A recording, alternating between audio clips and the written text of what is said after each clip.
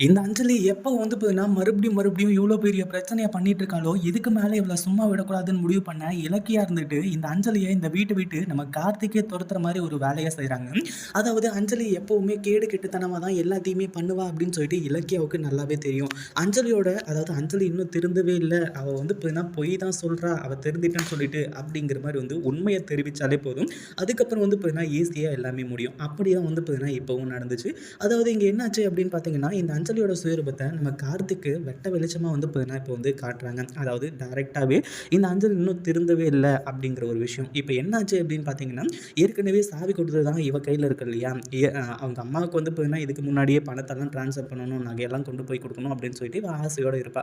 அந்த மாரி தான் வந்து பார்த்தீங்கன்னா, இப்போ கொஞ்சம் நகை, பணம் இது எல்லாத்தையுமே எடுத்துட்டு போய் சிந்தாமணி கிட்ட வந்து பார்த்தீங்கன்னா குடுத்துருக்காங்க. அந்த ஒரு டைம்ல தான் நம்ம இலக்கியா வந்துட்டு அந்த ஒரு விஷயத்த வெளிய கொண்டு வந்தது மட்டும் இல்லாம, அஞ்சலிய நம்ம கார்த்திக்கே தொறந்தபடி ஆயிடுச்சு. அதாவது இந்த சொத்து, பத்து இது எல்லாத்தையுமே ஆட்டைய போட்டு போறதுக்காக தான் மறுபடியும் வந்து என் கூட சேர்ந்தியா? அப்படின்ற மாரி வந்து சொல்லி நம்ம கார்த்திக் இருந்துட்டு இப்போ அஞ்சலிய கழுத்த புடிச்சு வெளிய தள்ளுறாங்க. பைரவிக்கு மிகப்பெரிய ஒரு அதிர்ச்சி. ஏன்னா இலக்கியாவ விரட்டுறதுக்காக தான வந்தாங்க. அப்படி இருக்கும்போது வந்து பார்த்தீங்கன்னா, இலக்கியாவ விரட்டாம இவள வந்து பார்த்தீங்கன்னா